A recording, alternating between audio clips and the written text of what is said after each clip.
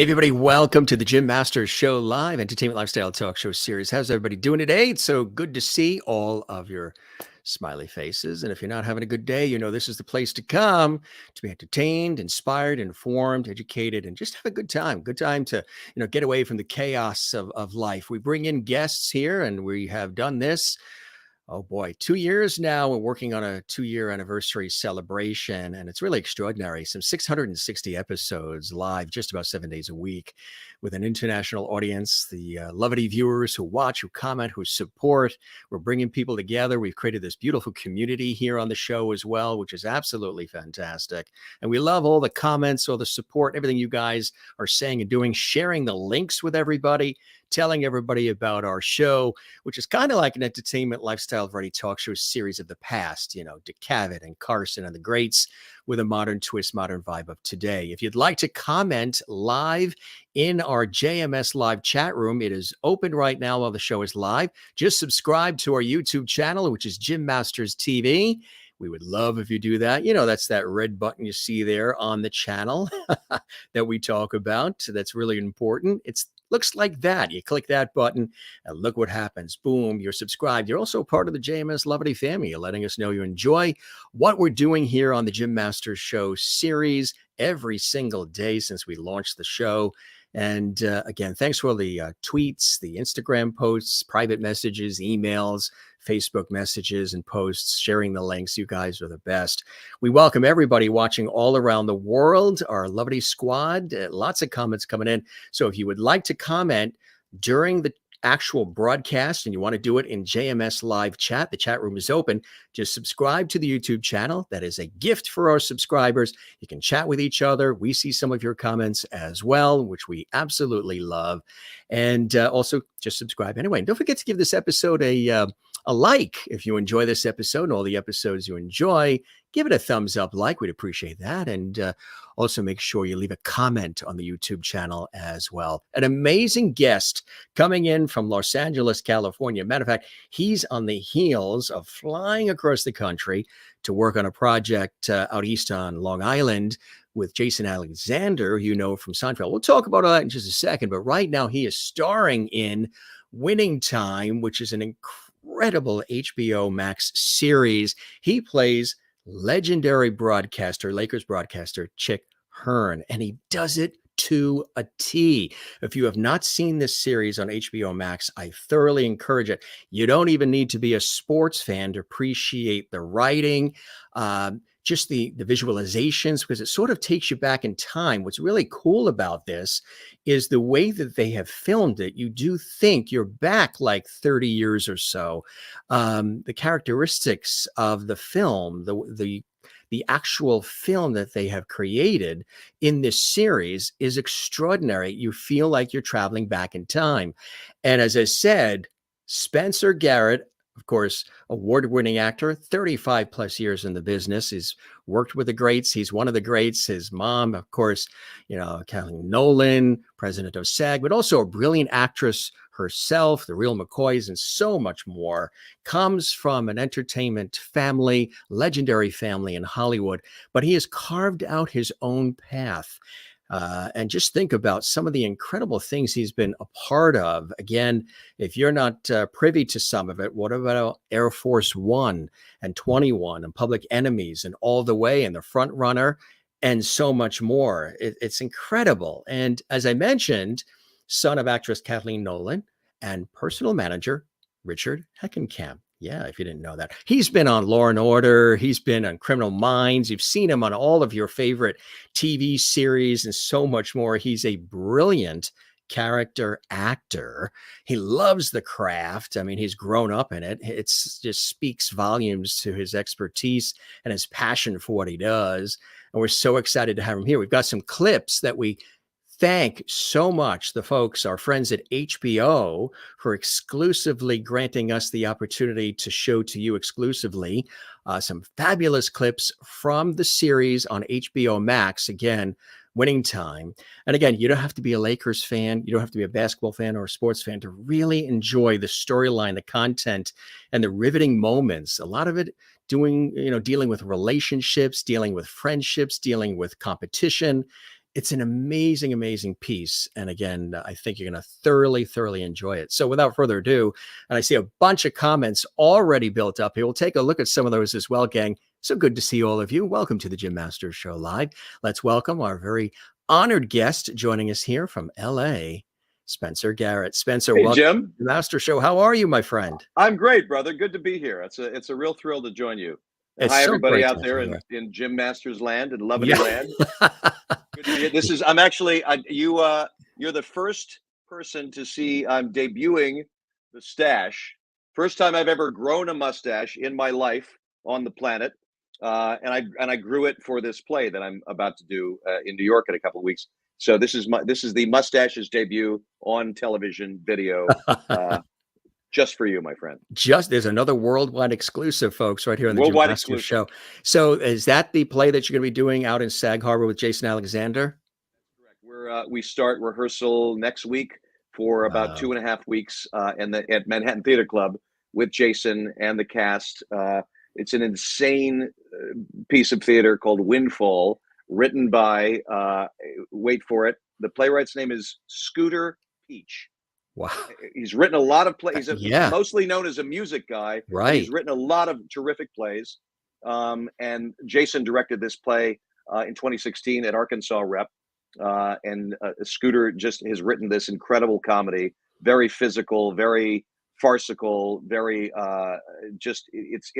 it's the first act is like just a regular old comedy. The second act turns into an insane kind of Martin McDonough play where people are trying to kill each other, and it's just an absolute hoot. So we're doing it at Bay Street Theater out in Sag Harbor from May 31st to June 20th. So if anybody's out there in Sag Harbor, out on the Hamptons, it's a beautiful theater in a beautiful town. Come say hi. Sag Harbor is a beautiful place. It sure is. Raised on the island myself, and Sag Harbor always a great place to hang out. And now we have an extra reason with Spencer Garrett being there. Absolutely, folks, check that out. But of course, you come from. We have this amazing series you're in. HBO Max is fantastic, Winning Time. But I want to go back a little bit, even before that. This prolific and legendary, incredible background that you have in your family with your mother and your father, and just were they key influences in your life? Were they really solid influences that sort of spurred your inspiration to want to become an actor or performer? What was the inspiration for you initially, Spencer? No question about it. I mean, I'd say mostly it came from my mom and my mom's side of the family. My mother and my aunt, also an actor, grew up on this is a word you don't hear that much anymore, but it was a showboat on the Mississippi River in St. Louis. It was called the Goldenrod Showboat. You can Google it, with the paddle wheel and all that. And there was a theater on the showboat. And my grandparents, Clara Kennedy and Sam Ellsworth, ran the theater on the showboat in Mississippi, on the Mississippi River in St. Louis.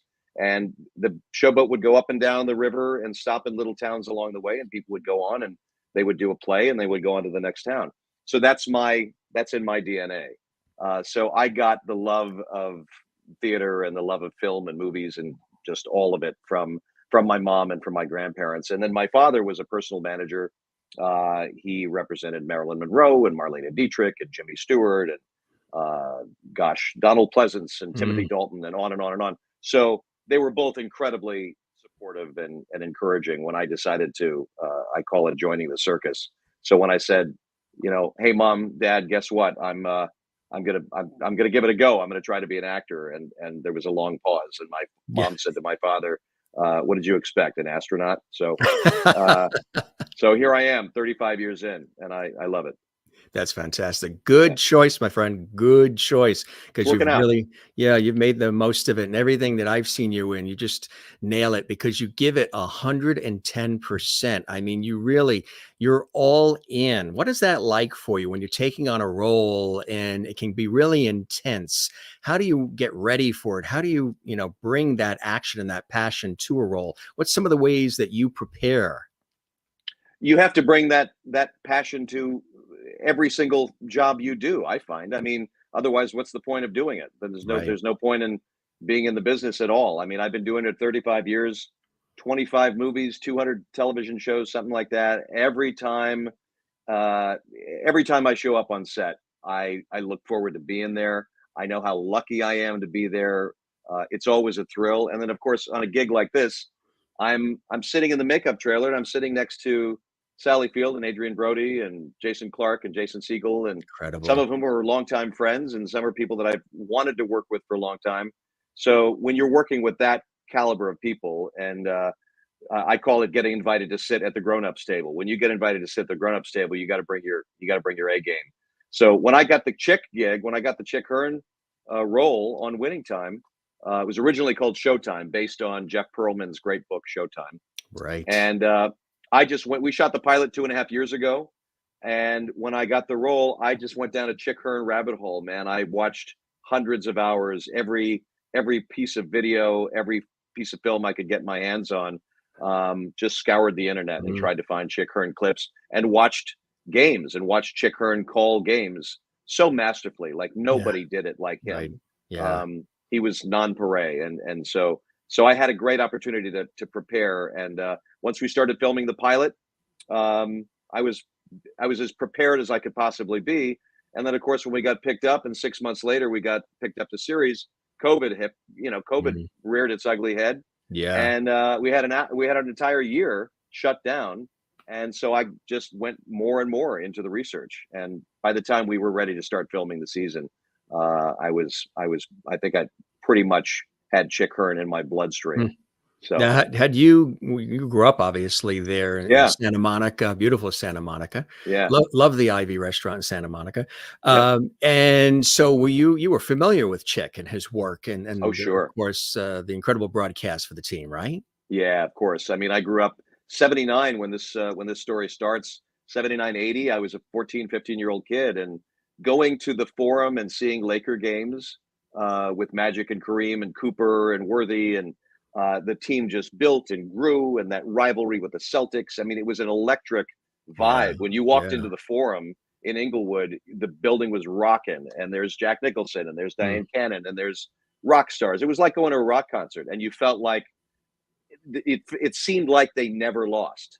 Just the energy and the buzz and the vibe in the building was so powerful that it was showtime, and Yeah. that's what Jerry West created. And to this day, I mean, he turned the NBA into entertainment, and that's I mean, the genius of him. He created sports as entertainment. Exactly. Yeah. You know who else was really good with that with ABC? Rune Arledge in Oh, bringing it sure. to life with the wild world of sports Yeah, yeah, and yeah. Monday Definitely. Night Football and all the rest. Yep. And you talk about Chick, legendary, incredible voice, so many incredible catchphrases too, and right there Chickisms. with yes, exactly, Chickisms, right there with Vince Scully, Al Yeah. Michaels, Brent Musburger, Pat Summerall, some of the other greats, in the industry, Joe Garagiola, Yep. right up there in the various sports, and just a Even even beloved uh figure. even Johnny Most. Johnny Yes. Most if you're a Celtics fan, there was a rivalry between Johnny Most and Chick Hearn as well. He was one of the greats. To me, all of those names you mentioned, all tops in their field.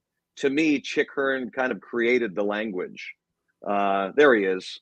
Look at that face. I mean, we could talk about the transformation, the incredible makeup team that turns my face into his face as much as they can. Yeah. But the prosthetic 3 hours in the chair, putting on the nose and the hair and the chin and all of that. I mean, he was in a class by himself. But he invented the language to a Yes. certain extent, and He that's really did. yeah.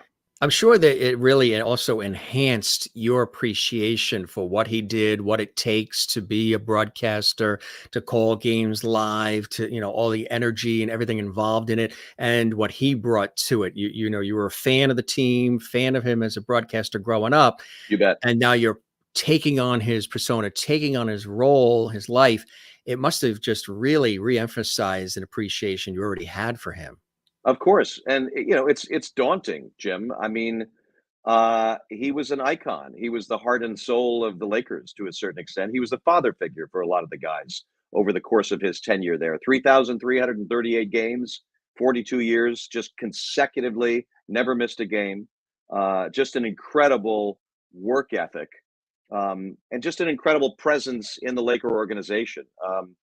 there was really nothing like him. So I'm always aware when I put those clothes on, when I get out of the makeup chair, I'm always aware that they're very large shoes to fill. I mean, the writers write just such incredible dialogue for me and for Chick to say. But when I first got the gig, that was at the pilot. That was actually a scene from the pilot. It was at a summer league game where we're watching Magic for the first time. Sadly, that scene got cut out of the pilot episode. But that was my first time at the mic as Chick, calling the game. That was a hell of a fun day. That was a great time. Just exciting. 500 extras in the room, and I was calling the game, watching the guys go back and forth, doing the rapid fire Chick. Jerry West said he sounded like a machine gun when he talked. But yeah, it's like I said, it's big shoes to fill. I mean, there's a statue of him in front of the Staples Center. His jersey hangs from the rafters. Man, did you do your homework? Look at that. There he is. There's the guy. When I first got the gig, I drove downtown and I went down and kind of patted him on the head to sort of pay homage. Have you heard from the family, relatives, others who have seen it, who've said, thank you for really taking on this role? I imagine they love it. I found out when I got the job, I found out that my agent, a legendary agent, a man named Harry Abrams. Sure, yeah. I called Harry and he said, "Did you know that I was Chick's agent for 40 years?" I had no idea. And I went, jackpot.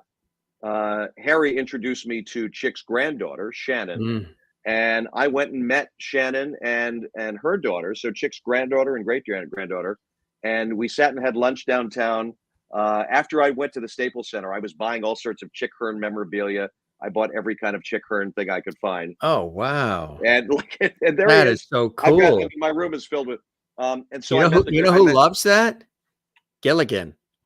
There he is, Bob Denver. Oh, what a great guy he was. This came from Dream of Denver, his wife. She was a guest twice on the show. Man, what a good man. He was a lovely man. I knew Bob a little bit. Lovely guy. That's cool. You got that little bobblehead. I love it. Oh yeah, I've got many of. In fact, I gave a lot of them out as wrap gifts when we finished the show. So I found. Listen. I mean, the Chick Hearn paperweight. Very rare. I've got. I'm gonna be in Chick Hearn memorabilia long after the show is over. I love the room you're in. I mean, but I love this guy. Surrounded by Hollywood that you've got there. Yeah, it's kind of fun. I've got some of my mom's old films, some of her old posters, and a couple of mine up there.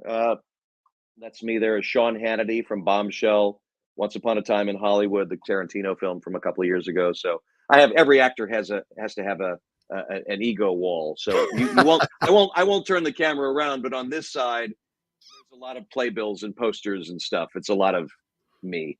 Hey, you've earned it. Hey, enjoy.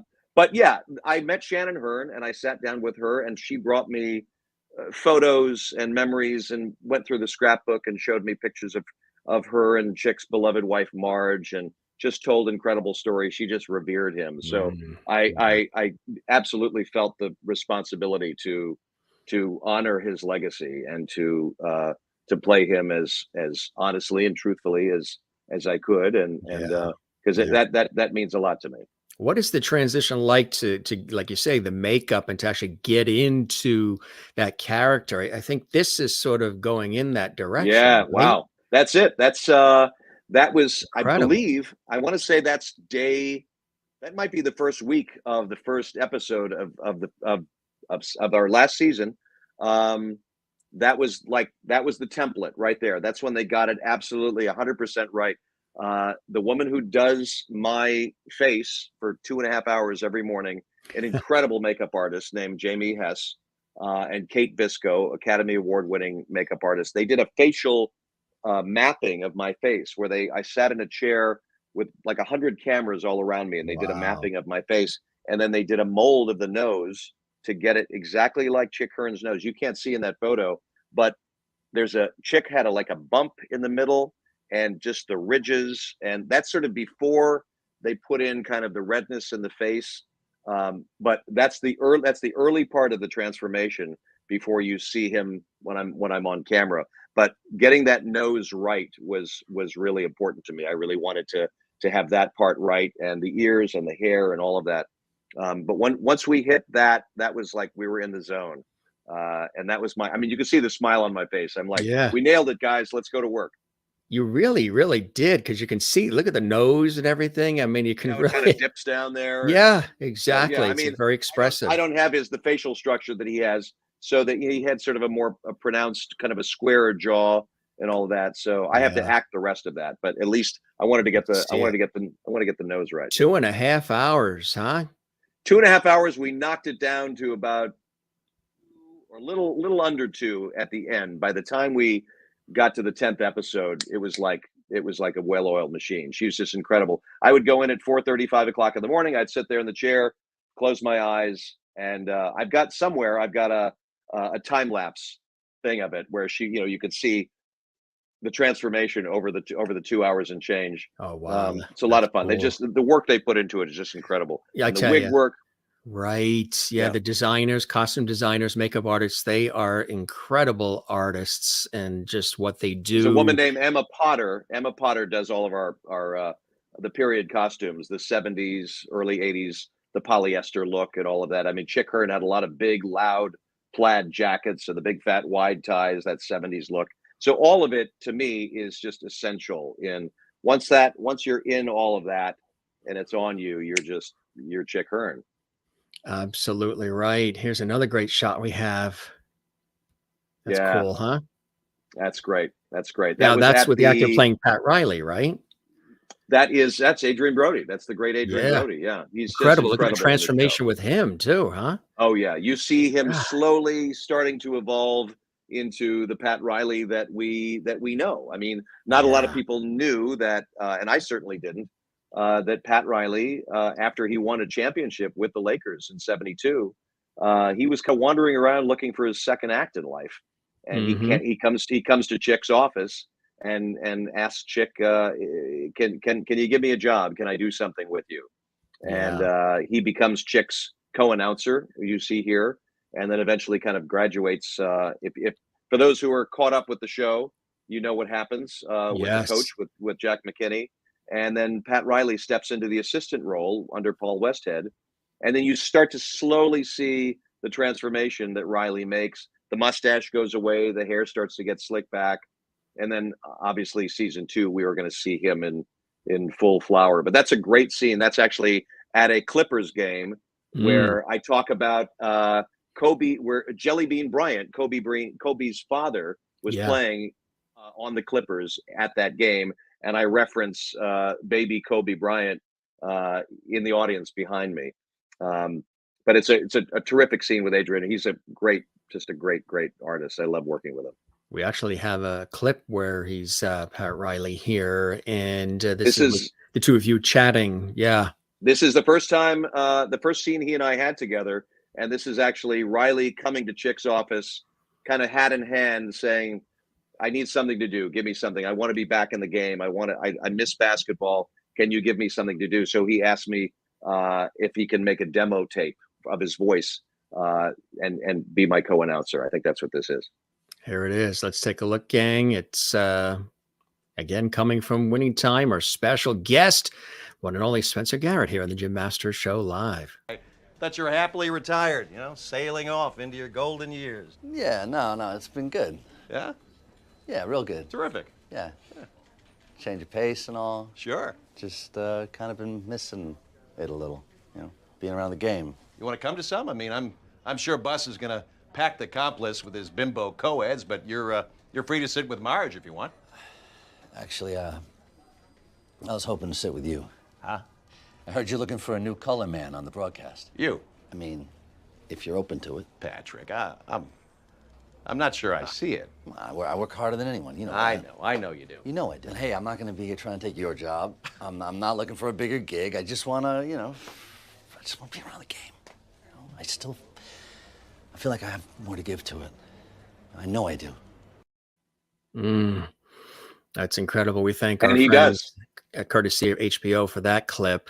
That's really a powerful moment there, huh? It's a powerful moment. It's a funny moment. I mean, Chick is the beginning of that scene. Adrian walks into the office. Riley walks into my office, and I'm putting Grecian formula on my hair. I'm dyeing my hair in a kind of a private moment, and he sort of walks in on me, and I'm kind of singing to myself. I'm sort of humming in the mirror, and I turn around and I see him, and it's kind of a sweet moment, a poignant moment where this former player who's kind of looking for his next act, and he says, "Can I have a job?" And then you see him eventually on my side, calling the games. And well, God, I had such a great time working with him. It's just he's just one of our best. You know, it's amazing too. Like I said before, you don't have to be, I am, but you don't have to be a fan of basketball or sports to really understand the story and feel the flow of the relationships and just, and the other thing too, in addition to the relationships and all of the brilliant writing and Yeah, acting, yeah. is the way it was filmed, that sort of film noir feel, taking us back in time. Tell us about the production value and how they were able to do that in such a brilliant and spot on way, Spencer. Well, that's Adam McKay and Max Borenstein, the producers, and Rodney Barnes and Jim Hecht. They found this cinematographer, an incredible artist named Todd Von Hazel, and the cinematography team, the DP. They use old original Super 8 movie cameras, from that time period.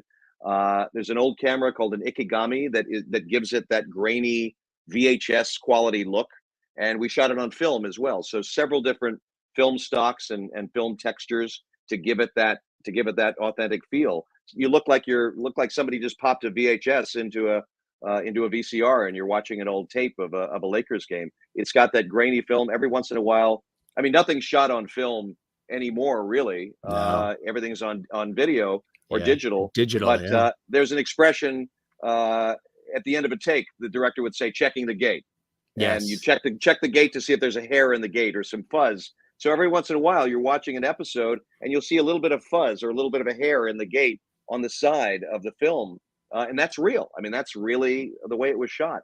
There's a guy. All of the basketball sequences, the choreography, the players, the actors who play the Lakers went through an extensive regimen of basketball training. A great coach named Idan Ravine who put them through a boot camp, a brutal basketball boot camp. So these guys are really like in great shape, and they work their butts off. So when you see them running up and down the court, they're running up and down the court, and there's a guy following them with a Super 8 camera on rollerblades going up and down and back and forth and back and forth. Man, they just work their butts off. I felt guilty sometimes. I'm sitting there with my cans on behind the desk, and I just got to sit and watch basketball all day some days. It was a treat. But yeah, Jim, the look of the film, the look of the show, just exquisite. And I love what they've done. I mean, that's that Adam McKay touch, man. He brings that quality of authenticity to it that is just so essential to telling this story. The fist. You'll know it when you're being fisted. Yeah. That's another great scene with Adrien. That's actually right before that Clippers game, and Chick Hearn did that. He said when I have my fist like this, that means you close your mouth. When I give you a hand, when I give you the palm, that means you can talk. And that's the first time. Everybody has their code, Everybody has their code. Sure. And it's become a meme. You'll know it when you're being fisted. Exactly. So I never thought I would be known for something like that, but I'll take once it. you're a meme, my friend. Once you're a meme, there's no going back. A GIF. I'm a GIF and a meme. Is it GIF or GIF? I never know. I think you're a GIF, a meme, a PNG, a JPEG. I love it. It's a lot of fun. I mean, it means that people are enjoying the show and they're watching the show. That's right. And they love the Chick Hearn character and the relationship between Chick and Pat. Tell us about some of those Chickisms. He was known for so many. With Swish, I mean. Oh, yeah. I mean, there are more than 200, I think. I mean, he invented the language for these broadcasters. Yeah. So Swish and Slam Dunk and High Above the Western Skyline, High Above the Western Sideline, up on this, because he wanted to be in his perch. A lot of the broadcasters you see are down at a table on the court side. Chick had his broadcasting table at the Forum high above, so he could have kind of a bird's eye view. So he would always say, "High above the Western Sideline." And he'd, the mustard is off the hot dog. The Jello is jiggling. The lights are out. The door is closed. The butter's getting hard. The eggs are cooling. The Jello is jiggling. all of it. I mean, there were just hundreds and hundreds of them. But yeah, but Swish. I mean, I had no idea Yes. that he Yes. invented Swish and Slam Swish. Dunk, and Right. the charity stripe was the foul line. Yeah. There were just so many of them. So going and looking through his history, and I thought, God, he came up with that phrase and that phrase and that phrase. Just remarkable. Absolutely incredible, isn't it? Here's And everybody another. copies him to this day. So now, right, you hear a lot of the sportscasters doing that. Here's another cool shot we dug up. Now, this is great. Isn't that great? That's I love this story. Sean Patrick Small, who was such a great dude and a great actor, he jumped into. There was another actor who was cast originally as Larry Bird, and for whatever reason, it didn't work out, and they went on a frantic search to try to find Larry. And within a couple of weeks, and Sean was a huge Celtics fan. He had been developing his own project about Larry Bird anyway. So just coincidentally, and I think he's working in a post-production house in Burbank, and he sent in a tape. Francine Maisler, the great casting director, saw it, and he was the guy, and he so embodies Larry Bird. He is so perfect. I just love watching him. He's such a great dude, and I love watching somebody. This is his first great big job, and there's nothing like the thrill of seeing somebody step into those shoes and talk about a work ethic. I mean, I watched him work his butt off, and he was just always in character, and just a lovely dude. We had lunch. We had lunch about a couple of months ago, and you couldn't see it, but the T-shirt that I had said, there it is. It says, "Lights out, check. Door closed, check. Eggs cooling, check. Butter getting hard, check. Jello jiggling, check." That's it's another one of the hundreds of Chick T-shirts and things that I found on the internet. So I wear them from time to time. It's fun. That is so cool. Yeah. That's there he is, man. John C.Reilly, national treasure, boy.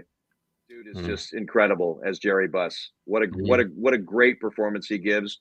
And Jason Clarke is an old pal we met on Public Enemies, Michael Mann film in 2007. So we've known each other since then. So great as Jerry West. This was at the when we shot the pilot. This was part of that summer league game that we shot in the fall of 2019. But really, I mean, I'm standing between a couple of giants right there, and it's just like getting to work with those cats is just such a blast. Now look at this. That's my second day of work. That's first time I met Quincy Isaiah. Talk about, I mean, another dude who is just absolutely destroying it. He's so great, and just embodies Magic Johnson. He is Magic Johnson. He's from Michigan.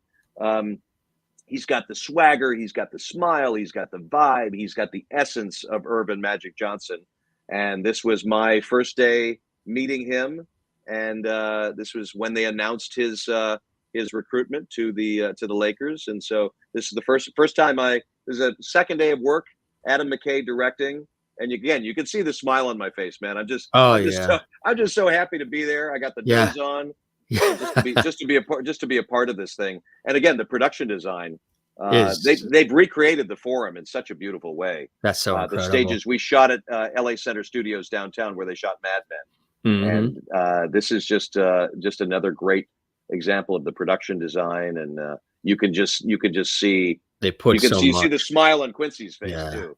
Yeah. They really nailed it, huh? They've been researching this for a long time to get it right. And incredible.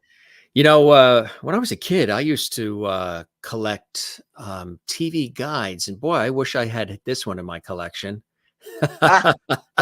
Me too. That would be nice if that was a real thing. This was somebody it was made for you, right? It was made for me. This is a great guy. I hope he's watching. His name is John Knaus, and he's somewhere in Ohio. I'm going to grab this off my wall. So cool, He sent this to me. Let's see, we get the angle. There he is. He's a fan, and he makes these beautiful drawings. So this is Once Upon a Time in Hollywood. There's Brad and Leo and Margot Robbie and Margaret Qualley and Pacino. And he gave me great placement in the poster. I mean, I'm in the film for the first 5 minutes of the movie, but you wouldn't know it, from John Knaus's art. So just a lovely dude. And then he made that TV guide for me and sent it to me. It's just fantastic.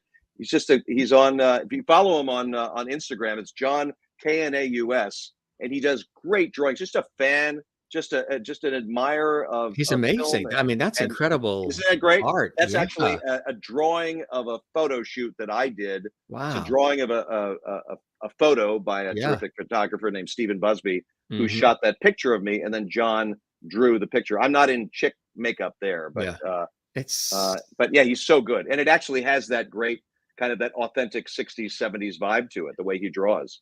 So I good. think I read somewhere that this one rivals the cover of Lucille Ball's Baby when he was born. I'll take it. I'll That's take it. And it's just it's very sweet. It's very it's flattering for fantastic. a guy to just take the time and do something like that. To It's actually very, very send flattering. something like that along. Yeah, yeah. But It's how cool is this though? I mean, that's that's when people send you stuff like that, it just warms your heart. It's so sweet. it really is. Got some other cool photos here. Look at this. Yes, Collage. lots of polyester. Don't light a match around me, man. I mean, it's just there's not a natural fiber on my body anywhere on the show. It's a polyester festival. There's Mr. T, and Mr. Pitt. I think that was at the premiere of Once Upon a Time. That was a great night. What a great dude he is. The more Oh, shots. you're going down memory lane here. Yeah, Me yeah. and Mr. Duvall, me and Mr. Fishburne. A little shot from my buddy Eric McCormick there on Will and Grace. Now And, you guys, you also get together. There you are. You really did take on Sean Hannity. A little bit, to a T, huh? Yeah, To a T. yeah. Talk about weird shoes to fill. That's a whole. Yeah, That's a whole other. You really episode. dove in That's deep. another show. But you get together with some of the other well-known character actors, and there's this character actors dinner group or society, and you guys get together and shoot the breeze and have dinner. That is so cool. It's a lot of fun. We have a group. We've been doing it for about 4 years now.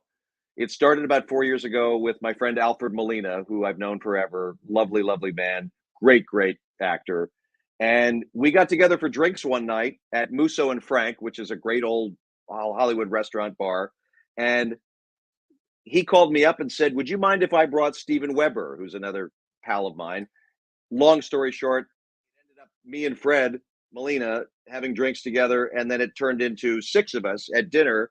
And that night, we dubbed ourselves the CADS, the Character Actors Dining Society. And it's Alfred Molina, Steven Weber, Eric McCormick, Lawrence Fishburne, Titus Welliver from Bosch, and it is now mushroomed into, I think there's about 12 of us. We have now, we have Kevin Pollak, Jason Alexander, Michael McKean, Michael Norrie, Rob Morrow, and Richard Kind from New York whenever he's in town. Yeah. We get together at some old school Hollywood joint and we eat some food and have some cocktails and just tell tales and lies and just have a good time. It's a lot of fun. And also just I sit back sometimes in awe.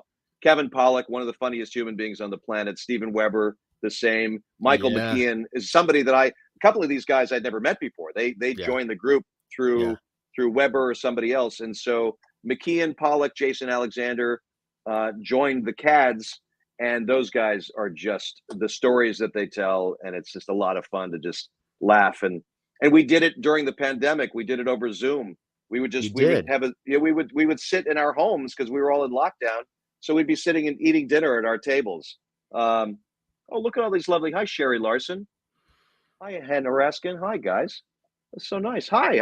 Oh, this is so sweet. Oh yeah, they're all saying hello. It's so nice. The Levity Squad from around the world. The Levity Squad. So so those are the CADS, and we did one the other night with Christopher McDonald and Xander Berkeley. Some of you might know, and Paul McCrane from ER and Fame, and it's just a great group of guys. I mean, we are really a tribe of actors. We feel like a real kind of community and a tribe, and so it's a good collection of men, and we just love to have a good time and drink some wine and have a Spencer mustache looks sexy. Thanks, Marilyn Freiberg.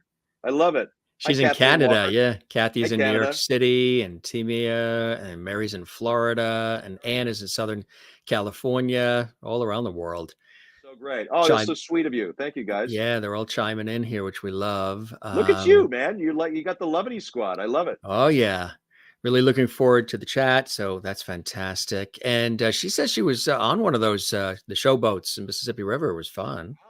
I wonder, were you on? I wonder if she was on the. Well, the Goldenrod is kind of in dry dock. It doesn't really exist anymore. Yeah. Yeah, I think there are still showboats that exist. I don't know if they have theaters on them anymore, but it's a nice part of my history to have been a part of, for sure. And grew up in LA area and listened to Chick Hearn over the years as well. There you go. Chris is watching in Northern Ireland and is welcoming you and everybody. Northern Ireland. Yeah. Isn't that cool? And over in Comber, just north of Belfast, which is awesome. I spent 20 summers in Kinsale, very far south of Belfast, but I've got very dear family friends, and every summer for 20 years, I went to Kinsale in County Cork in Southern Ireland. So I miss all the Chickisms. Well, you're going to get some more. You're going to hear watch HBO Max, and you'll watch the season finale. Watch the season finale if you're not caught up, and watch the season finale this Sunday night. You're going to hear a lot of Chickisms. And season 2, we go back into production at the end of July, and there's going to be a lot more basketball played. So you're going to hear a lot more Chickisms for sure. Do you have Chick's memoir? Yes, I do. I have this. Very cool. That is, if that's the one you're talking about, that was kind of an unfinished, and it actually came with a DVD with some anecdotes from Jack Nicholson and some other people. It's just wonderful. It was hard to find, but he was writing his autobiography before he passed, and so it was incomplete, and so all of his friends and family and colleagues kind of filled in the blanks. And so basically it's just a collection of anecdotes from Jerry West and all of the people, Mitch Kupchak and Vin Scully and Stu Lance, all the people that he worked with and broadcasted for, and of course his beloved wife Marge. And so this was a great find and a great resource for me when I was doing my research on Chick. Chris in Northern Ireland actually wants to know, what was it like working with Tarantino? Oh man, I mean, a dream. He's fantastic. He's an encyclopedia of film and television history. So he knew everything he knew my entire career. I walked onto the set. I had not met him before, and I walked onto the set that day. Brad and Leo were sitting there and on that Western town, and he could not have been sweeter, more generous, and more accommodating. We shot that whole scene at the opening of the film.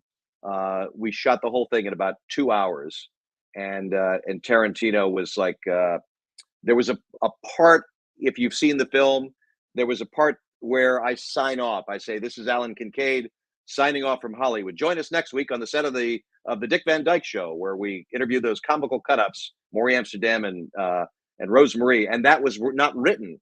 And Tarantino very generously said, "I didn't write a button for this. I need a button. I need an ending for this scene." And so we came up with the names of a couple of 60s television shows, and he liked the idea of the Dick Van Dyke Show. So that's how that came about. He gave me that little gift of allowing me to write my own little button. And we did it in one take, and he said, "I love it." And it ended up in the movie. So that was pretty cool. He's a great guy.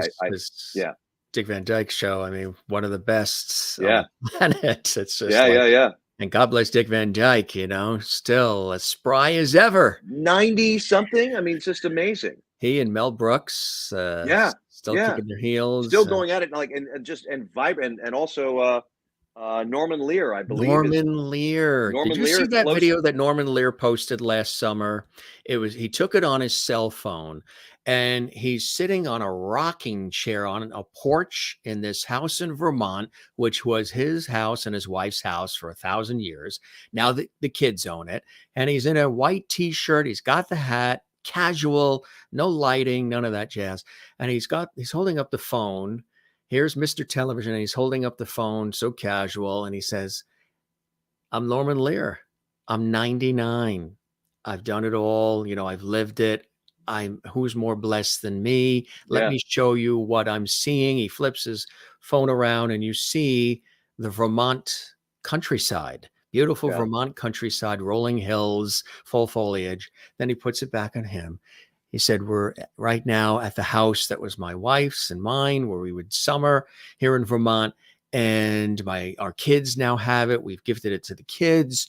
I'm surrounded by love, by family.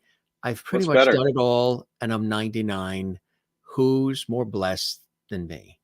Simple. And that's all he did. I mean, I'm Jeez. getting Yeah. misty just Yeah. listening. I want to find it. I mean, he's Yeah. extraordinary. I've met him a few times. Did you? Yeah. I've met him a few times around town at events and things, always with a little hat. You got to wonder if I'm assuming there's more than one hat, because God forbid he loses that hat, because that's kind of his signature thing. I'd like to think that there's a trunk of them somewhere. He's got a trunk that's filled with those little He hats. could have got into business and sold a lot of those. He could have, yeah, he could trademark them. But I mean, what an icon, what a master. And also, you look at Mel Brooks, and you look at Norman Lear, and you look at Dick Van Dyke, and you look at Betty White, who we just lost at 99. What did they all have in common at that age? They all gave us and Ed Asner, recently, they all gave us the gift of laughter. Yes. So there's something to that, right? I mean, the fact that they made me laugh and smile so much over the years. And every time you see Dick Van Dyke, he's got a smile on his face. Unbelievable. So that's what keeps these guys young.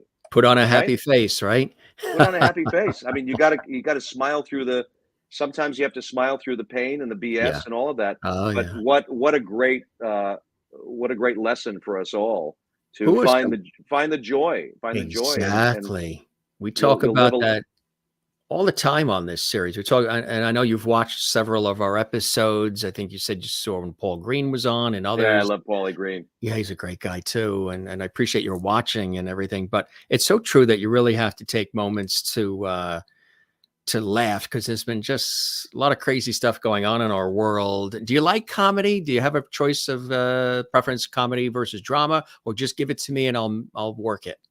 I love it all. I mean, I grew up on George Carlin and Monty Python and Dangerfield. Dangerfield. And I mean, I did a series with Andrew Dice Clay. I did a sitcom with Dice called Hits that 12 people watched. But no, I mean, I grew up watching. I mean, I was obsessed with the Marx Brothers as a kid. Yeah. So I wanted to be the Marx Brothers as a kid, and Woody Allen films, and so all of that. So I don't have a preference in terms of what the job is. They're both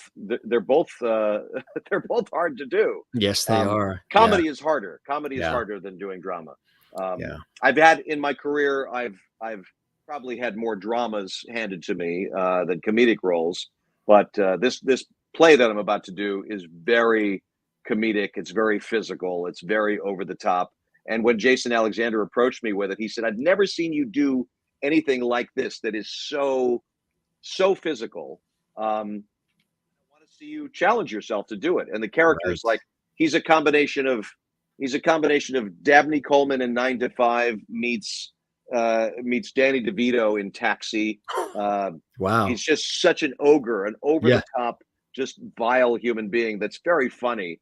Yeah. And so Jason, who's one of the great comedy masters, is giving me this great gift to play this crazy character in Windfall in the play. So sometimes you have a friend that says, "Hey, I've never seen you do that before. Let me see what you can do with it." So absolutely. I just want to run a short list of some of the incredible things that you've been involved in. Of course, Dallas, 21 Jump Street, Star Trek: The Next Generation, Reasonable Doubts, Murder, She Wrote, Dr. Quinn, Medicine Woman, The Crow, Family Matters, Jag, Driven, Promised Land, Ghost in Mississippi, The Apocalypse, George of the Jungle, Air Force One, The Practice, News Radio, Starstruck, Touched by an Angel, Judging Amy, The X-Files, Crossing Jordan, Without a Trace, Las Vegas, Cold Case, and that's just really the short. You're still list. in the 80s, man. You're still in the 80s. The Mentalist, Criminal Minds. There you go. Now you're getting up to date. Yeah. Grey's Anatomy, Law and Order,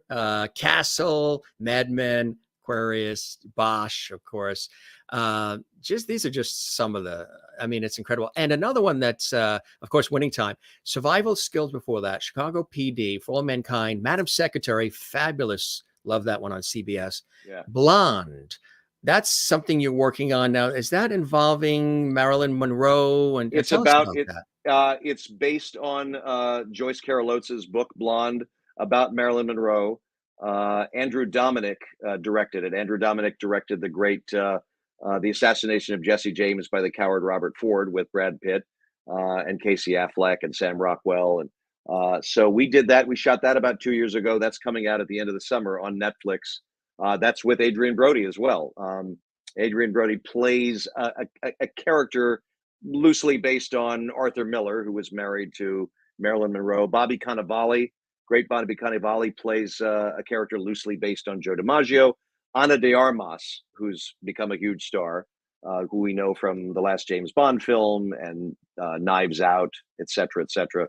Beautiful actress, and she plays Marilyn Monroe. So that's coming out, I think, sometime at the end of July. So, but yeah, that's another thing that kind of was a casualty of COVID. We shot it 3 years ago and got lost in the COVID.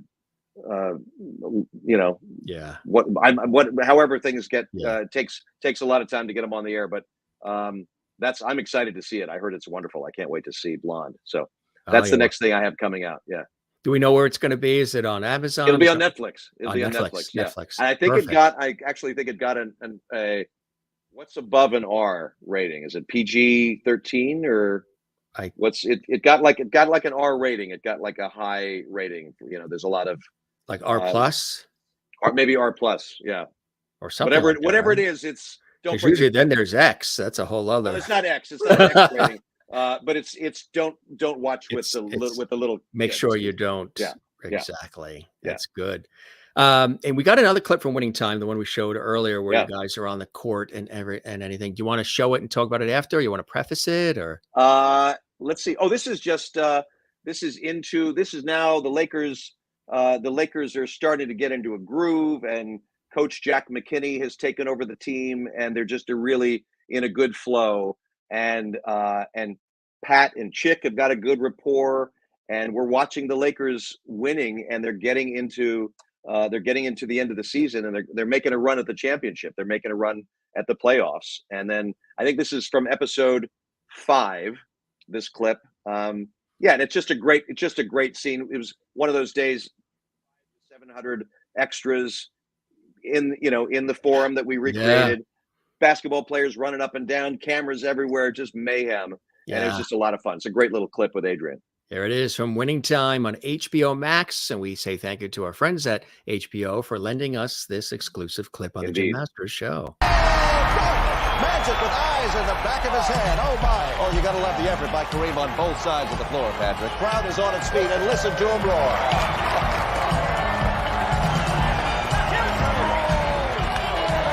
I tell you, Pat, the Lord and 4 disciples could not beat the Lakers right now. Yeah, I see Jack McKinney smiling. Chick, I think Kareem is smiling too. We'll check the skies. It's a full moon. And the Bulls are going to take a time out of the floor, and we'll take it right there with them, right here on the Lakers Basketball Network. Right here on the Lakers Basketball Network. I was just going to say, you've got a great speaking voice anyway. Has this turned you on to joining us broadcasters and coming over to this side of the fence a little bit? Bring me over. I'll see you in Connecticut. Yeah. No, I love it. I've been doing voiceovers for a long time, and I've got some in my family. My uncle, Chris Bone, was a wonderful, wonderful voiceover artist and did lots of commercials in the 50s and 60s. And I modeled the character in the Tarantino film after my uncle Chris. And rumor has it that McKay saw that film and thought of bringing me in for the Chick Hearn role. So it's I've been lucky. I've gotten to do a lot of voiceover stuff and cartoons and ads and promos and all kinds of things. I love it. Yeah, it's absolutely. Well, yeah, you've been loving it ever since you were a kid, which is really amazing. And you mentioned the influence of mom. Tell us about your fabulous mother. Both fabulous parents. Your mother, of course, president of Screen Actors Guild, a brilliant actress herself, legendary. Tell us about your mom.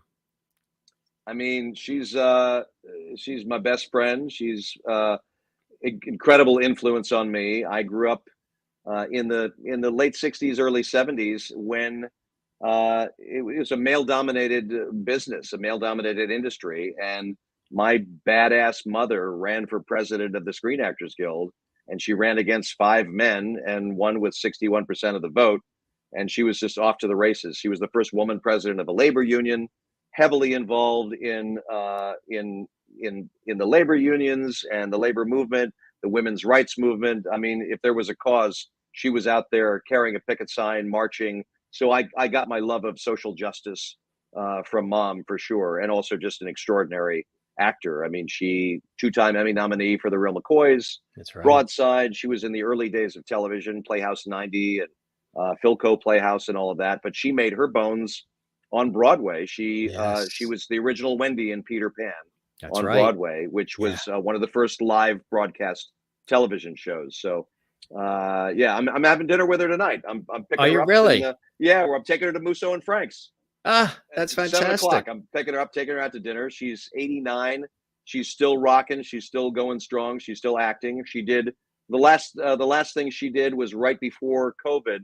She did a lovely little film called The Last Movie Star with Burt Reynolds, which turned out to be his last film, sadly.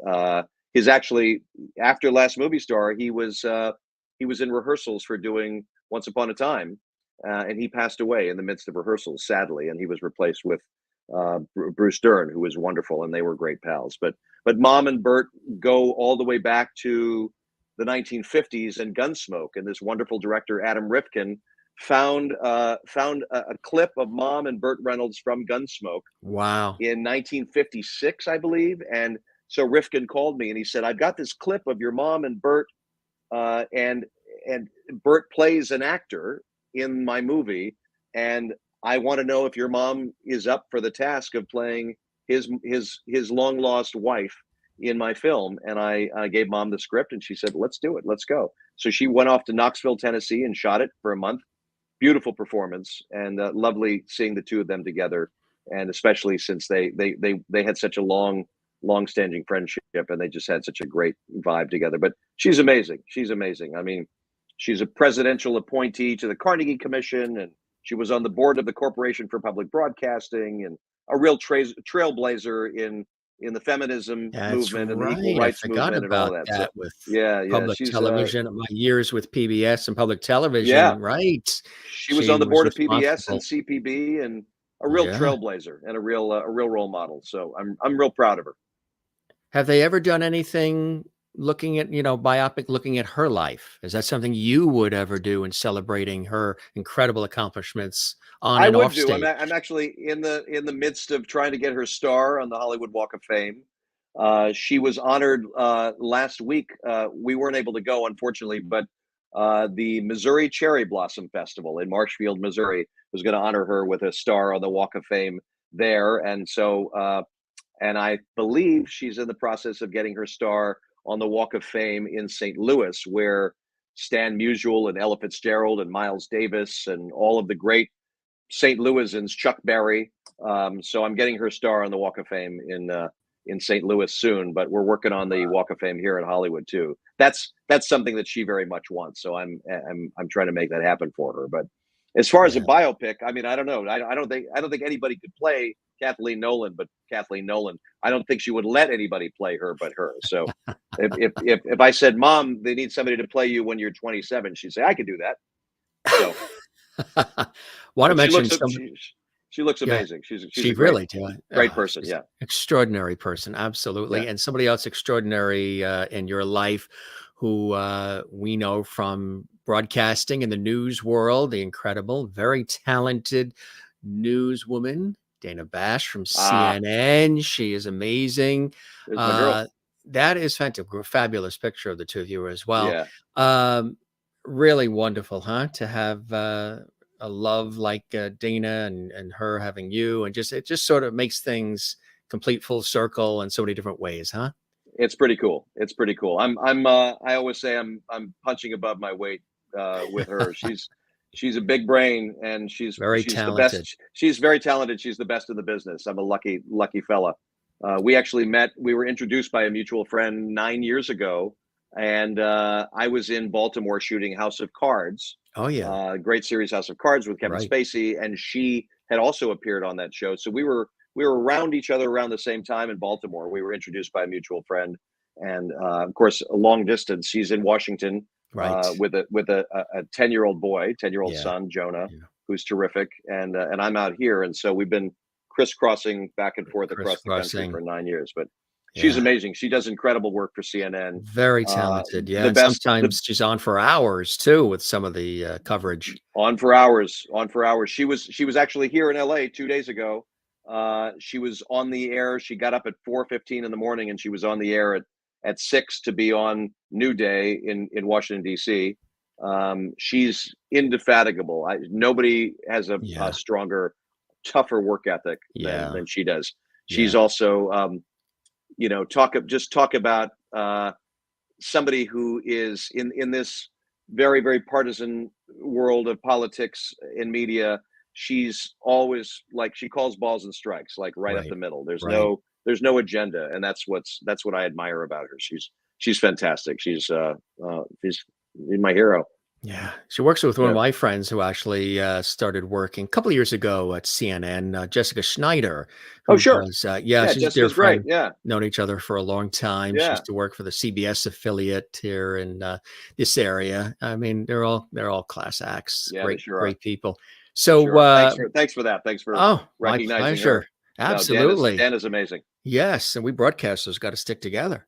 You bet. For sure. So this here again, this labor of love for anybody watching. I mean, you're playing Chick Hearn, but it really is about this incredible, dynasty legacy of the Lakers as well, right? For anybody who hasn't had a chance to see it on HBO Max as of yet, the rise of the dynasty. That's absolutely right. I mean, it's about when Magic Johnson came to town, the game changed forever. Yeah. Oh yeah. The great rivalry with Magic and Larry Bird, Michigan State, Indiana State.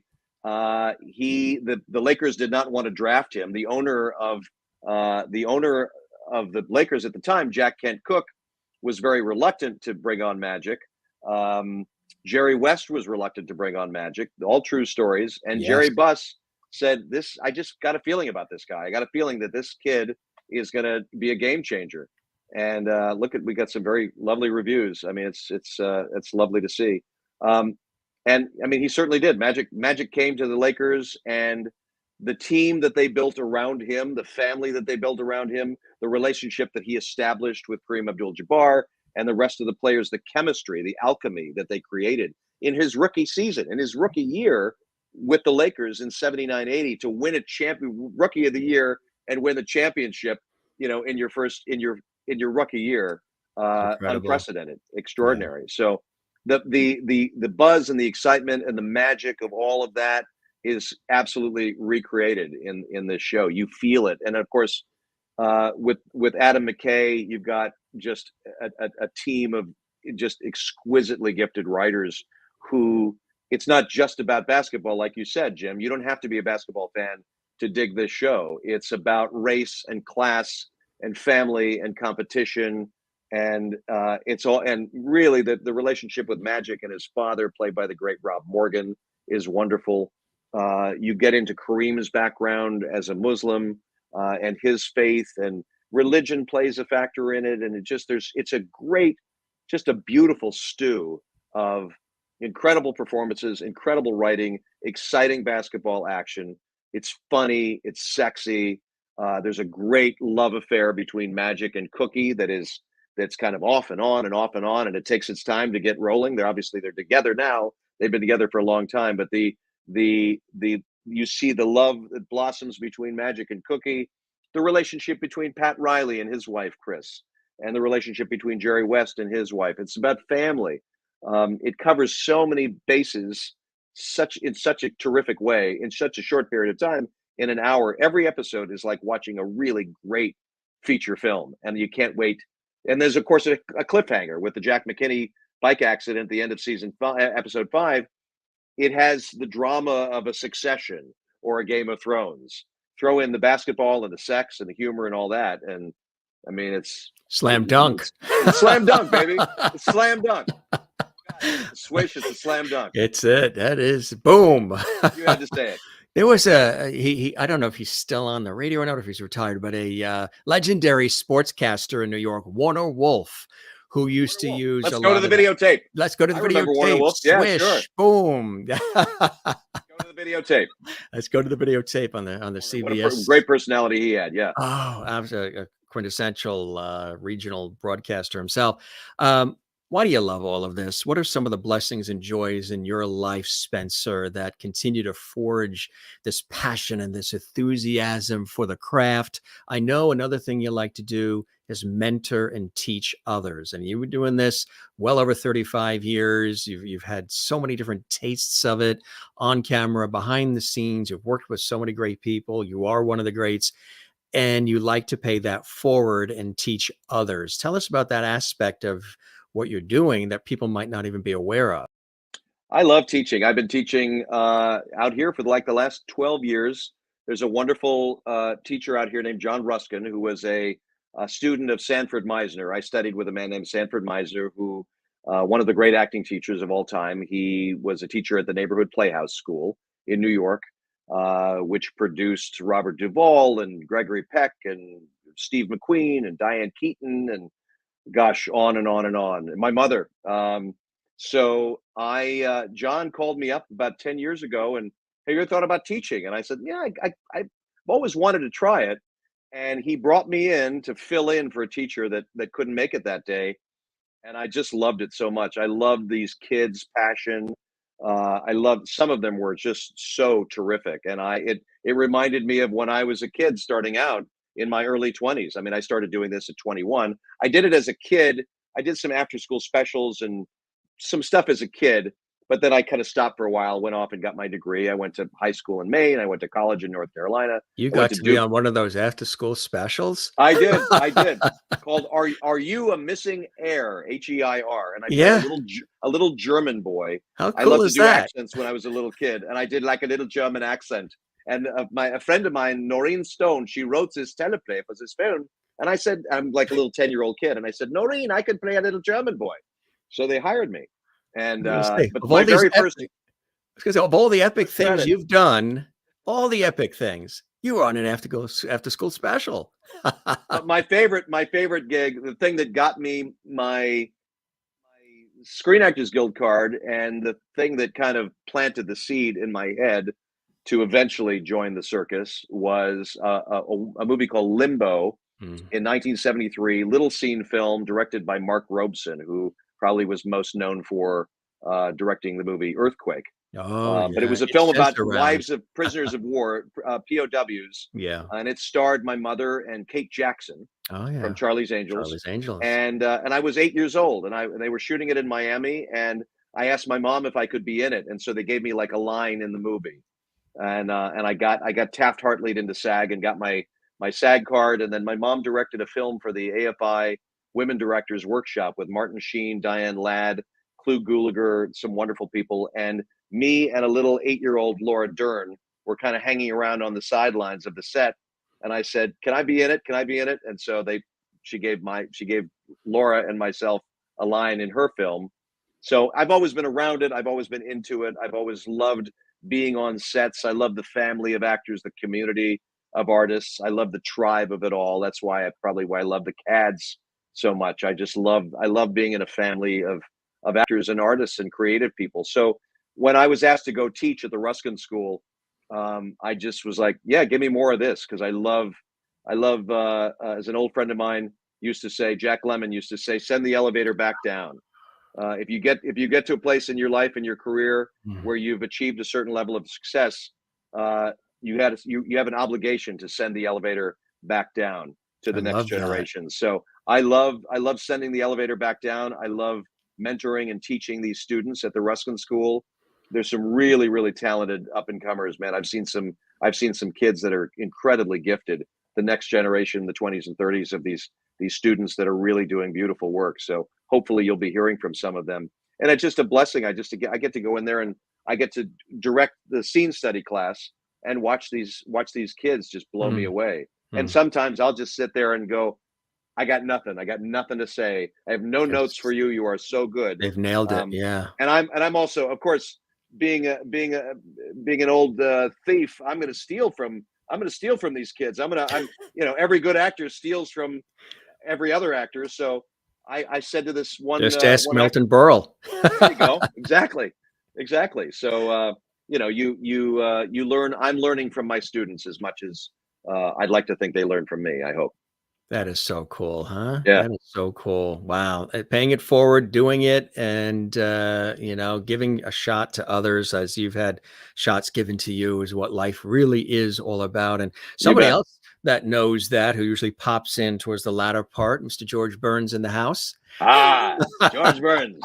Did you ever get a chance to work with him over the I years? never did. But he was a hero. Did he make it to 100? Yes, Check out. and this is my aunt, who's no longer with us, collected dolls and Yeah. collected this whole thing here. When he turned 100 and got passed down to me, so he pops in with a cigar, Yeah. his hanky. But yeah, he played he played God in those old God movies and Oh, everything yeah. else. But I think he was booked in to play the London Hippodrome on his 100th birthday. That's right. But I don't know if he actually did the It gig. actually Yeah. started or not. Yeah, but I mean, a hell of a run. Burns and Allen, Say Goodnight, Gracie, Yeah, the Sunshine Boys with the with Sunshine Walter Boys. Matthau. I mean, yeah, I He love he old George Burns. George said you knocked it out of the park tonight on the Jim Masters show. You mentioned also one of my favorite actors of all time, Jack Lemmon, Yes. one of the best. I mean, just Yeah. he had this uncanny way of really relating to and expressing the trials and tribulations of the everyday person, the Yeah. everyday man struggling, the Prisoner of Second Avenue, the Out of Towners, some of my favorites.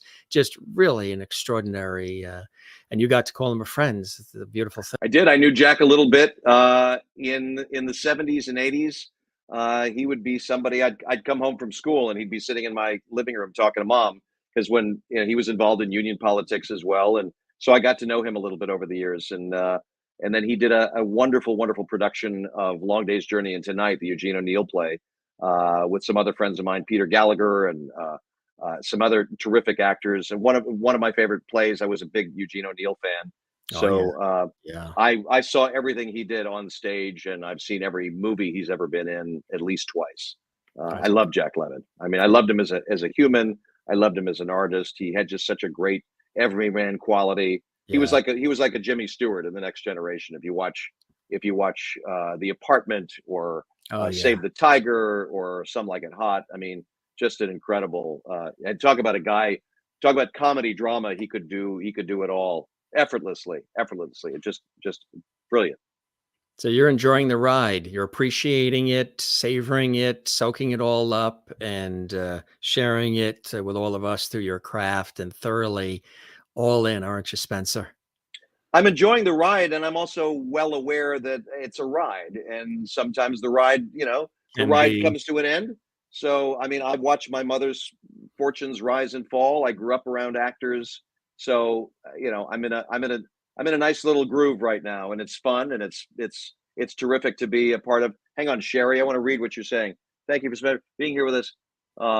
That's so sweet. Thank you, Sherry Larson. That's very sweet. That's how long the ride is, Jim. I need the cheaters now. It's been a long ride. I need the glasses. But yeah, I mean, it's great, man. It's a privilege to be in this business and to be able to do it as long as I have. I know it's a gift, and I'm enjoying every second of it. There's never been a moment where I've pulled onto a set and haven't been grateful to be there. And I always say to my students, if ever it gets to a point where I show up to work and I'm bored and I don't want to be there, then it's time to hang up my spurs. I'm always thrilled to be on set. I just think no matter what the job is, whether it's an episode of Will and Grace or Murder, She Wrote, or a big movie like Public Enemies, I'm grateful for the opportunity to get to act another day. I love it so much, and I love being part of the community of actors. Well, I'm grateful for having the opportunity to have you as a guest on the show, not just a viewer of the Jim Masters Show live, but also a valued and revered guest. You're doing your thing, and this really was fantastic. Thanks for sharing all the wit and wisdom. And I hope the show met whatever expectations you had, Spencer, and you enjoyed the time with me as much as I absolutely have with you. Thank you, my friend. I really did. It was truly a pleasure. It's the hour went by too quickly too. Didn't it? I mean, It did. It did. That's what everybody says. It just we actually chatted what, an hour and 15 minutes. It doesn't even feel like it. Flew by, and I could talk for another hour. So, well, we will, as I don't said, want your fans to get bored with me. And you got dinner coming up with Mom soon too, right? Dinner with mom in a couple of hours. So that's a big day. It's a full day. I got to be on the Jim Masters show and get to hang out with my mom, bless her, at 89, hanging out at Musso and Frank's, talking to you, talking about the craft, talking about the biz. This great show that I'm blessed to be on, that I'm thrilled to be on, and get to play an American icon. I mean, what's better? What would you say to somebody that's watching this, that's considering going into this industry now? It has changed quite a bit, hasn't it, over the years? It's changed a lot. I mean, there's no more auditioning in person anymore. It's all self-tape. It's changed a lot, but the good thing is that there are so many opportunities for work in between Netflix and Hulu and Amazon and all the streaming platforms. There's such a wider range of work to be had now. So it's actually better for actors. And my advice always is study. Find a teacher that you love, that motivates you, that lights a fire under your ass and fills you with passion for the craft and makes you want to get up every day. Sandy Meisner said to me at 21, said to all the class, he said, if you don't wake up every day and feel this in your blood and your bones and your body that you have to act, then there's no point in doing it. So I've been doing it 35 something years, and you have to love it. You have to want to do it, and you have to enjoy it and bring 1,000% of yourself to every experience and every opportunity. So that's what I know. It sounds kind of, no, it's true. A little cliche, but but true. It still holds true. Is there a role out there that you haven't played yet that is still in that fire for you? A dream role? Duke Ellington always used to say, when somebody would say, "What's your favorite song?" he would say, "The next one." I like so that. That's I would say perfect. My favorite role is the next one. Is the next one. It's exactly. The next one. Yeah. I mean, there's nothing. Sure, there's lots of mountains to climb. I'd love to play JFK. I'd love to play the former president. The last guy that we had would be a great challenge and a lot of fun to play. A lot of people have always told me that they want to see me play Johnny Carson, which I would love. There are some mannerisms. You have some mannerisms. I've heard that. Yes.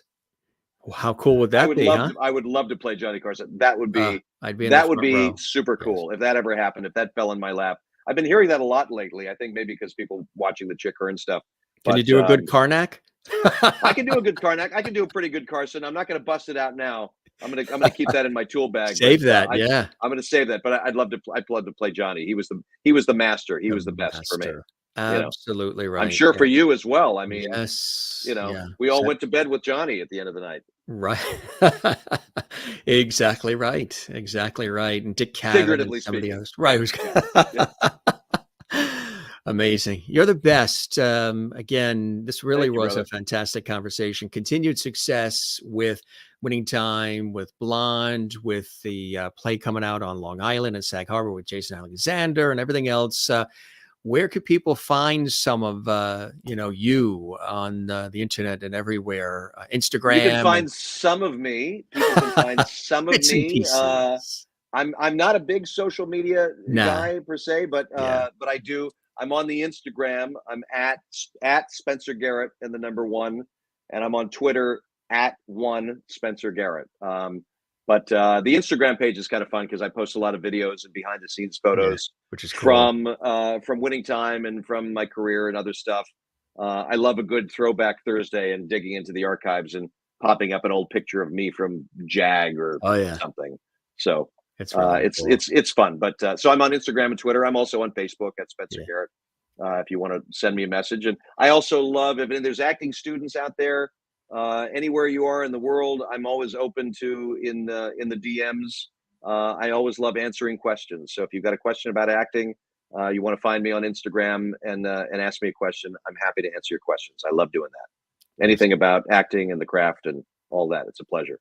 Any final words you'd like to say about our conversation or anything you're excited about, I'm just happy to be here with you. I'm happy to be anywhere. I'm happy to be above ground after 2 years of, as President Biden said the other night, we had a horrible plague followed by 2 years of COVID, and we're still here. So I hope everybody stays healthy, stays safe. COVID ain't over yet. A couple of friends of mine just got hit with it. A couple of my CADs. I know a lot of people that are still getting struck with this thing. So be vigilant, stay safe. I know everybody wants to rip the mask off and all of that. Just be careful, because we're not out of the woods. We really aren't. And be careful on airplanes. Be kind to each other. Be nice to each other. We share this planet. Look out for each other. Take care of each other. Call your mother. Call your mother. Tell your mother you love her. Call a friend. Tell your friend you love them. Hug somebody. We're only here a short time, so let's make the most of it. Just look out for each other. That's it. And Jim, man, I'm so jazzed to be with you, and I appreciate you reaching out to me. And this has been a treat, man. Really. Absolutely, my You are honor. a pro. You're a pro's pro. You really are. I love this show. You really do a great job. I appreciate that. My father has always said, my Irish dad from New York has always said, whenever anybody says something kind or nice, ask them to please put it in writing and address it management. I like that. So thanks again. And I really appreciate you. You said something so kind earlier before we went on, is that you watched the show and you've checked out other episodes, and some of your friends have been guests on the show as well. And that means a lot, that you really took the time and cared enough to watch, get a feel for it. Everybody should. You got great guests. You're a terrific interviewer. You like I said, you're a pro. You do this well. And I watched a bunch of your episodes. I love it. I'm gonna go on and find some more and watch some more of your episodes. You really do a great job. You truly do. So check out Jim Masters' show on YouTube. It's terrific. I appreciate that, my friend. Best here, Mom. Send her some beautiful JMS lovity from all of us. I will. I sure will. And you take care. We'll keep the porch light on for you, my friend. And Winning Time, HBO Max. It's Sundays, right? Sundays at 9. Season finale this Sunday, 9 o'clock, 6 o'clock on the West Coast. If you're in the Hamptons this summer, anytime between May and the end of June, Windfall at the Bay Street Theater, directed by Jason Alexander. A splendid time, a rollicking hijinks, madcap evening of comedy. Hijinks is guaranteed for all in the Hamptons. So come see me there. It's a lot of fun. There's nothing better than hijinks in the Hamptons. That's true. Take care, my friend. Thanks for all the time and the wit and wisdom. You are amazing. We'll talk again soon, brother. Okay? You bet. I'd love to. I look forward to it. Absolutely. You be well. Peace, Jim. Take care, guys. Bye-bye now. Incredible Spencer Garrett here on the Jim Masters Show live entertainment lifestyle talk show series. You guys have a ball. We sure did. He's amazing too. You know what's really cool is you got a chance to learn a little bit more about the actor in a deeper way too. You got a chance to hear about his life, about his passions, his enthusiasm, his thirst for it all. He really is a class act. And again, he's been doing this plus 35 years. And now starring in Winning Time. We thank again our friends at HBO for being so kind and courteous, lending us the footage exclusively for our show. When we were chatting with them, we said, hey, you have some things we can show. And they were very kind to do that. So courtesy, our friends at HBO for doing that. And all these great photos too that we've sent, showed you along the way were really fantastic. And, I've always been a fan of his work. He's witty, he's funny, he's approachable. He takes on every role with real passion and real thirst. I mean, he's a trained actor. He's been doing it a long time, worked behind the scenes as well, comes from a renowned family in the industry. Sherry, thank you very much. Sherry says in Kansas, Jim is the best. Thank you. I appreciate that. Merlin is already putting her order in Ontario, Canada. She says, come back, Spencer. He will. He watches our show.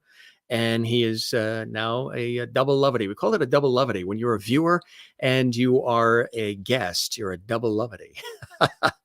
And, we've said often with our guests, you can get Oscars, Emmys, Tonys, Peabodys, Tellys, Grammys.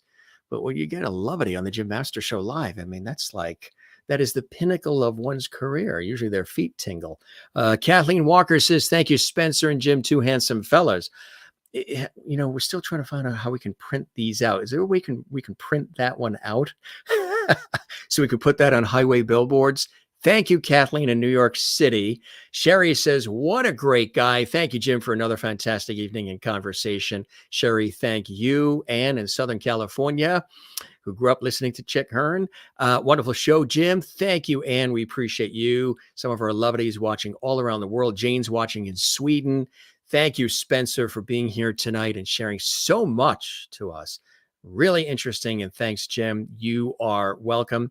Merlin says, enjoy your supper with Mom. He will. He's going to send some JMS Loveity her way.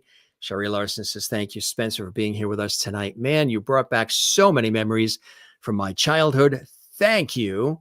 And again, thanks for all these great comments, all the Loveity. Keep them coming. If you'd like to comment after the show, you can on our YouTube channel as well, Jim Masters TV. Hey, want to let you know tomorrow, look who's going to be with us. This is going to be absolutely amazing. We're celebrating, we talked about the Dick Van Dyke Show actually on this episode of Spencer. We have tomorrow producer David Van Dusen. He created that documentary special celebrating the 60th anniversary of the Dick Van Dyke Show. This is going to be tomorrow night live, 7 p.m. Eastern, 4 p.m. Pacific. One of my friends, Doug Denoff, who is a major Broadway investor, his father was Sam Denoff, one of the head writers on the Dick Van Dyke Show. He'll be tuning in tomorrow as well. This is tomorrow. It's going to be absolutely amazing, amazing, amazing. And then look who's with us coming up on Saturday. We have Patty Davis, author, screenwriter, journalist, daughter of President Ronald Reagan and First Lady Nancy Reagan. She has this incredible book, very open, very deep. It's got instructional material in it as well for dealing with a family member who has Alzheimer's. And of course, her father, President Reagan, had that, and the family rallied around it, floating in the deep end. But she's a prolific author. She has a multitude of books out. We're going to be talking about this one and much more. She's an extraordinary individual, very passionate, really enthusiastic, loves life. Patty Davis, author and daughter of President Ronald Reagan and Nancy Reagan, going to be with us here on the show.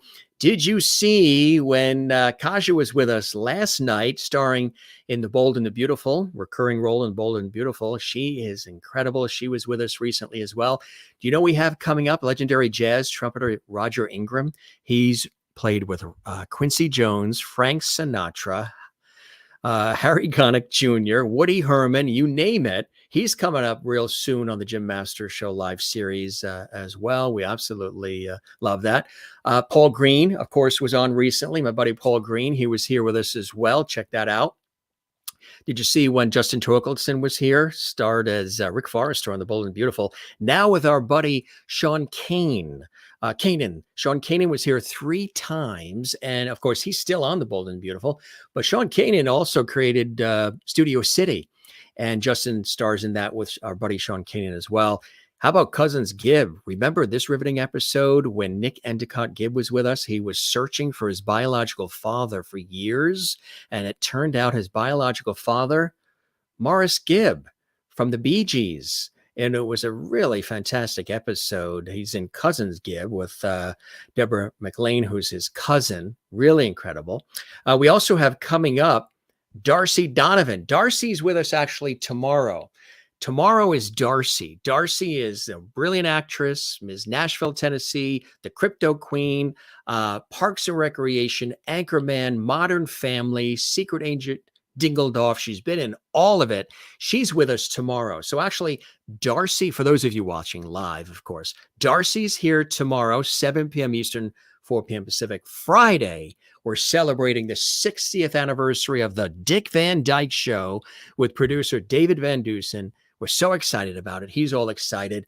We have all kinds of incredible things to show you. Dick Van Dyke, one of my favorites in the industry. The Dick Van Dyke Show, one of my favorite shows, still stands the test of time. This is on Friday. This is going to be a very special episode live, 7 p.m. Eastern, 4 p.m. Pacific. And then on Saturday afternoon, this is an afternoon episode, Patty Davis, author, journalist, screenwriter. She's also...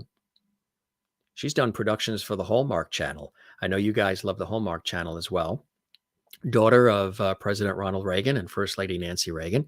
She'll be with us for an exclusive conversation, 3 p.m. Eastern, noon Pacific. That's 3 p.m. Eastern. Jot it down, 3 p.m. Eastern, noon Pacific, this Saturday. Patty Davis is going to be with us. That's going to be absolutely extraordinary. Again, we have such a breadth and variety of guests from all different backgrounds. It's really so cool. There's Chick Hearn, the legend. Yes. And there is Spencer playing him, and in such just an incredible way and just really amazing. This really was a fantastic conversation. And again, as I mentioned to you, Spencer has been in some of your favorite shows over the years. Oh, yeah, there's when they get together with the character actors. We were mentioning the character actor group, that dinner group where he goes out with some of his friends who are other character actors from some of your favorite television series. And they all hang out and they have dinner and they have laughs. That's really cool, isn't it? Just really amazing. Good guy, class act. This was great too when we talked about this. The guy who illustrates this, he's absolutely amazing. Again, you just Google Spencer's name, you'll see all the incredible shows. His mother, of course, Kathleen Nolan, legendary actress as well, president of Screen Actors Guild over the years, and Dana Bash, as a key reporter and anchor over at CNN as well. Lovely, lovely couple. And Winning Time. Yes, the show that we've been talking about, the rise of the Lakers dynasty, where he plays legendary Lakers broadcaster extraordinaire Chick Hearn. Spencer Garrett starring in this on HBO Sunday nights on HBO Max. Make sure you check it out on HBO Max. Again, courtesy of our friends at HBO for all that they have shared with us here. And again, lots of great reviews coming in left and right. Absurdly entertaining. HBO's next big drama and everything else. We thank Spencer Garrett for joining us, stopping by the Jim Masters Show on this episode. If you missed anything, you can see the entire episode in its entirety. Well, I guess you would see the entire episode in its entirety, wouldn't you? How could you not see the entire episode in its entirety if you're seeing the entire episode? You know what I mean? Subscribe to our YouTube channel, folks. Show it some lovity. Jim Masters TV is where we house over 660 of these incredible classic episodes of the Jim Masters Show Entertainment Lifestyle Talk Show series, variety series for all of you. And as we always say, don't forget to give this episode a thumbs up, a like. There's a little thumbs up icon there. And definitely leave a comment, ask a question. Let us know how much you enjoy our shows, this episode, any of the episodes. We would really love that. That helps get the word out even more. Share the links on your Instagram, your Twitter, your Facebook, anywhere else you'd like to share the YouTube episode links to spread the word and let everybody know about what we're doing here and what we love doing for all of you. I'm a professional broadcaster working in television and radio for a long time in stage and film. So I really enjoyed this episode too, where we got a chance to learn more about Spencer, but also his taking on the role of Chick Hearn, legendary broadcaster for the Lakers. That was extra special. Also, when you subscribe to the YouTube channel, there's no cost for that, but do make sure you click that. There's a little bell icon right next to the big subscribe red button. Make sure you click that. There's a reason why.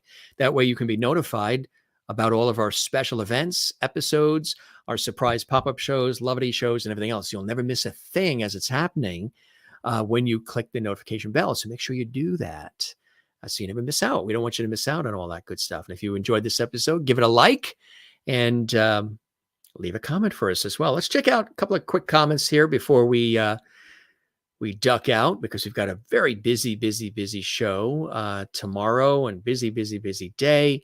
And so good to see everybody here. Thanks for all these great comments. Kathleen, let's sprinkle in a couple here quickly. Looking forward to all the shows. Have a great night. Good night, all hugs. You too as well. And Jane and Merlin, everybody that's here. Look at all of these.